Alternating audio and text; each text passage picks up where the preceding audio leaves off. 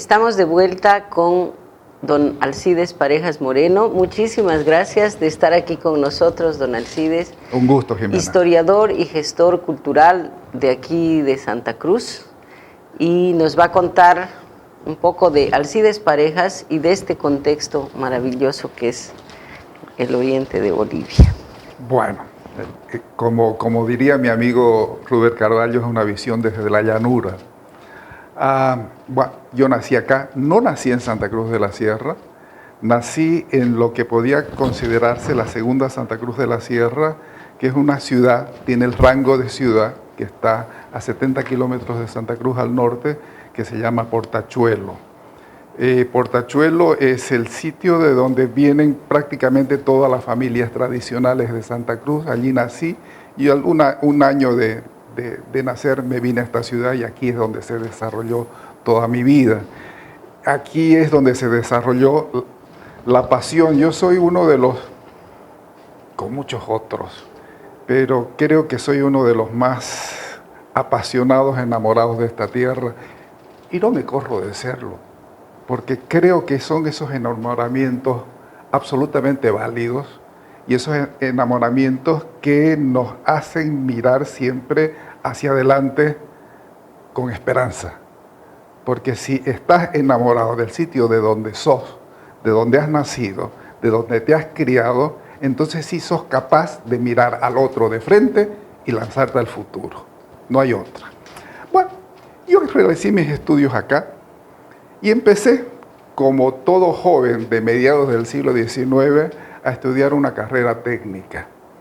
Yo iba a ser ingeniero civil. Y para eso mis padres me mandaron a la Universidad Nacional de Córdoba. Era bueno en matemáticas, hice el primer año, empecé el segundo año, pero había algo que no me gustaba. Le eché la culpa a la ciudad, que es una ciudad preciosa, es una ciudad hermosísima. Sí. Pero le eché la culpa a algo, había que echarle la culpa, le eché la culpa a la ciudad y un día cuando mis padres me mandaron la pensión, agarré mis bártulos y me vine y les dije a mis padres, no quiero seguir en Córdoba. No era que no quería seguir estudiando ingeniería, sino simplemente mi pretexto, no quiero en Córdoba. Mis padres se movilizaron y pensaron que podían mandarme a España, lo cual significaba un gravísimo compromiso económico para ellos. Yo era el mayor de 5 hermanos. Detrás de mí venían 4 enormes compromisos y muy seguidos.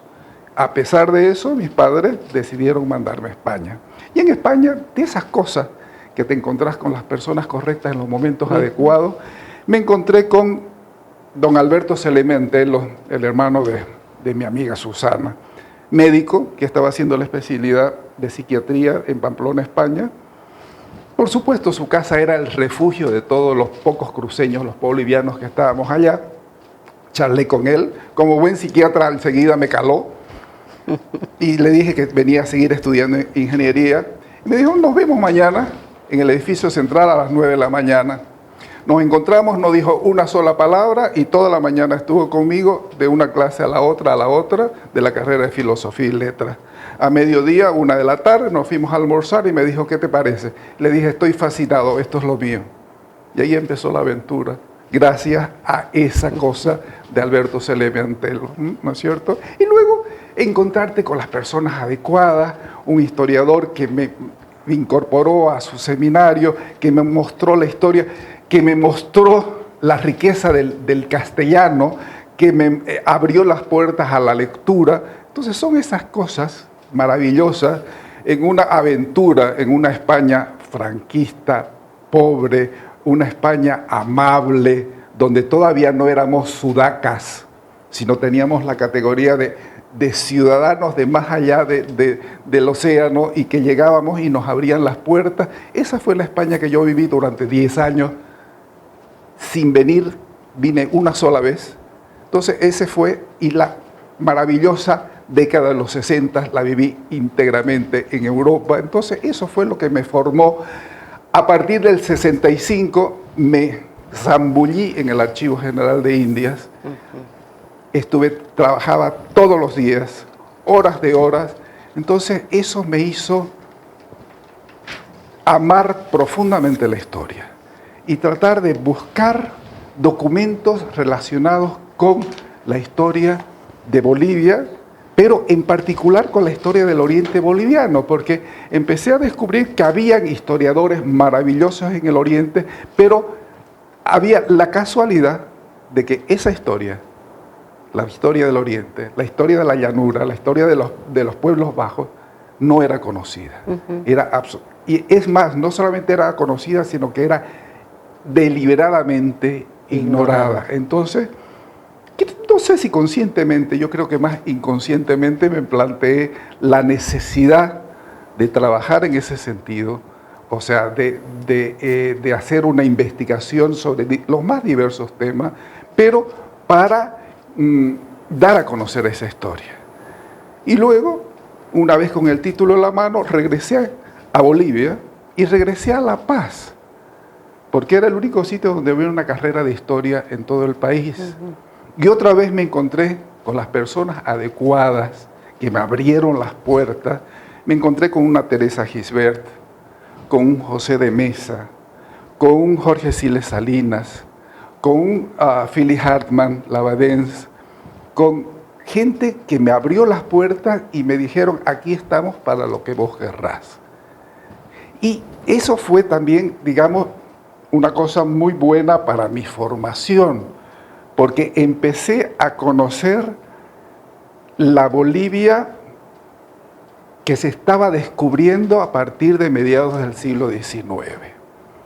Yo es una de las cosas que digo, Bolivia se va a conocer a sí misma a través de la investigación de la historia del arte.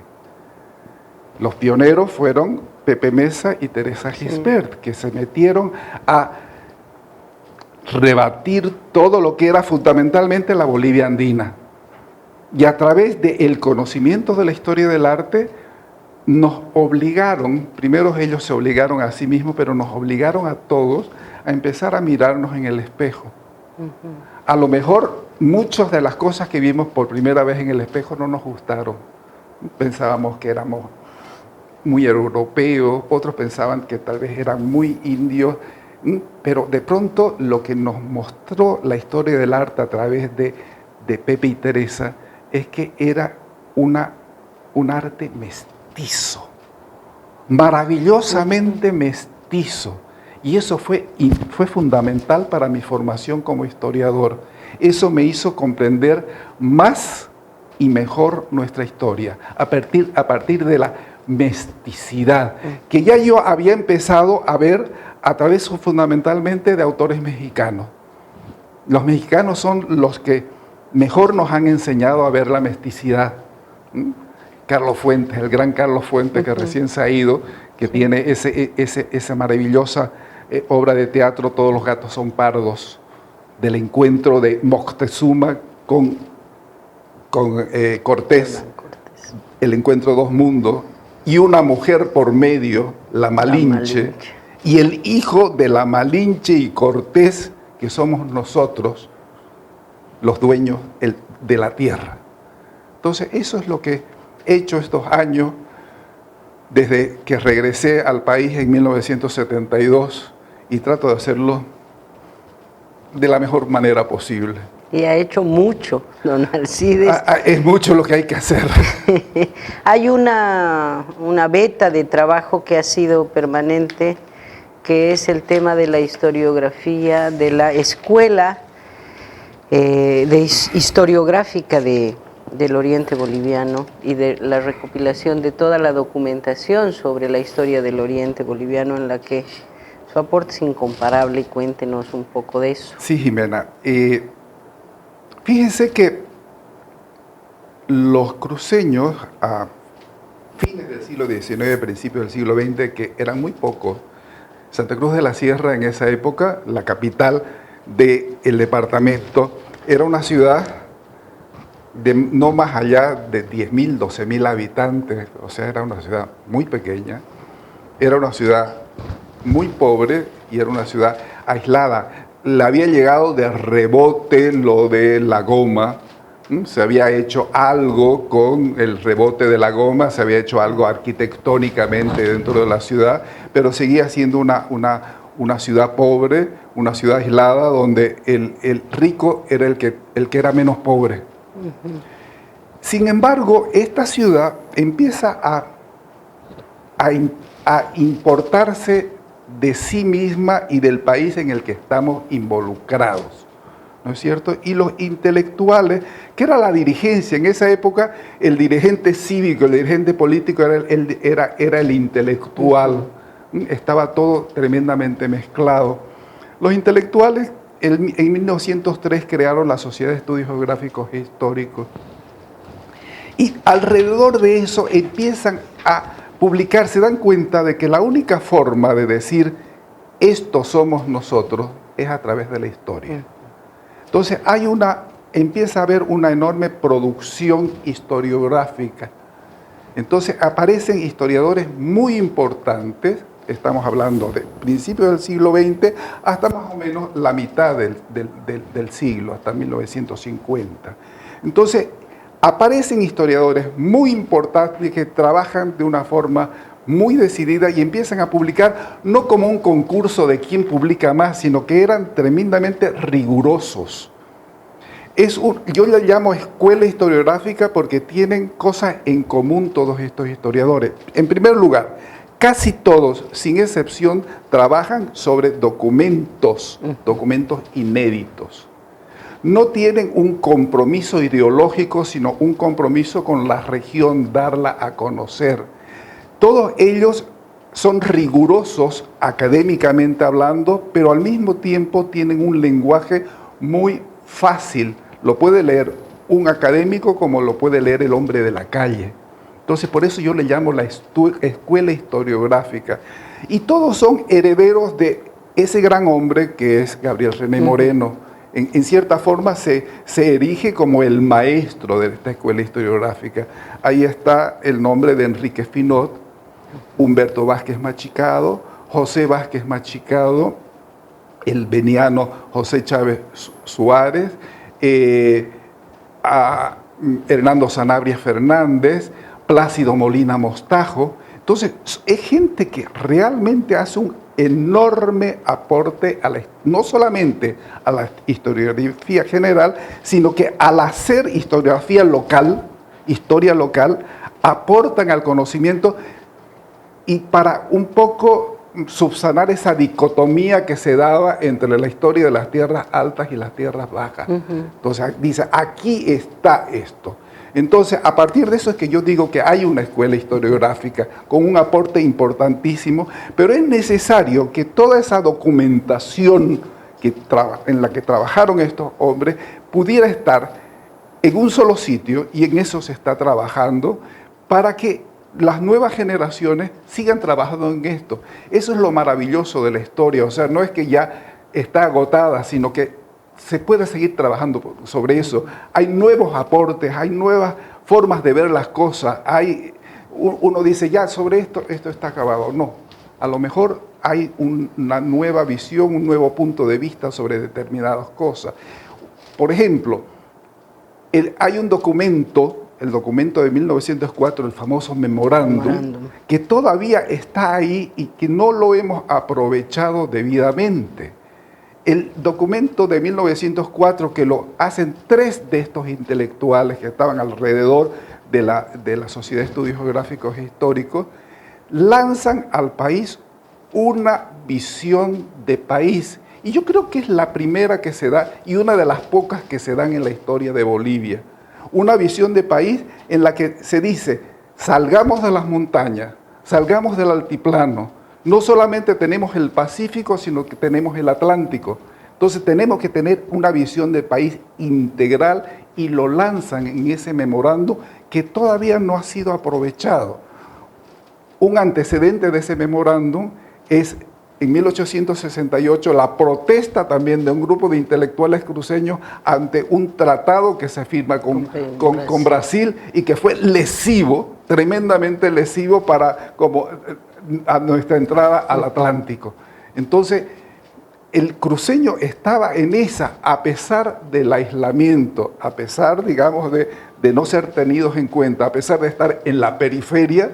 Entonces, eso es también lo que me interesó a mí, dar a conocer cómo esta gente se empeñó en dar a conocer la historia, pero no solamente por la cosa de conocer la historia o pensar que todo tiempo pasado fue mejor, sino para afianzar nuestro presente y ver qué es lo que vamos a hacer en el futuro. Definitivamente es una tarea todavía pendiente, ¿no? Absolutamente. Pero, lo que nos comenta y que ya nos llama tanto la atención en distintas entrevistas del memorándum de 1904, el reclamo que se le ha hecho siempre al Oriente de que no tiene una propuesta nacional, es muy antiguo, Sí. ¿no? Este documento me imagino que ha sido muy trabajado por ustedes, lo conocemos muy poco en otros puntos del país. Además de comprometernos a poner una copia en la página de la videoteca, cuéntenos un poquito mejor, un poquito más a profundidad de lo esencial de este memorándum, don Alcides. Al estar aislados, los intelectuales cruceños de la época tratan de buscar una incorporación a la vida nacional, a la vida política y económica. Entonces, para eso teníamos que visibilizarnos, ¿no es cierto? Entonces, este documento es un intento de visibilización y al mismo tiempo una propuesta de país, una propuesta integral sin exclusiones. Entonces, en este documento hay un planteamiento de qué es lo que hay en el Oriente que puede aportar a la vida, sobre todo a la vida económica nacional. Entonces es un recuento. Se hizo hace 4 o 5 años un trabajo que pagó Naciones Unidas, que es más o menos el mismo, este mismo en un poco más pequeño y con mucho menos plata, porque lo hicieron en un tiempo récord 3 personas, y lo hicieron muy bien. Entonces eso es lo que es el documento. Lo que pasa es que en ese momento también estaba pidiendo la cruceñidad un ferrocarril. Entonces, y como siempre, como estábamos tan lejos y no formábamos parte de la vida nacional, o sea, las reacciones fueron de lo más diversas, pintorescas y dramáticas y tristes.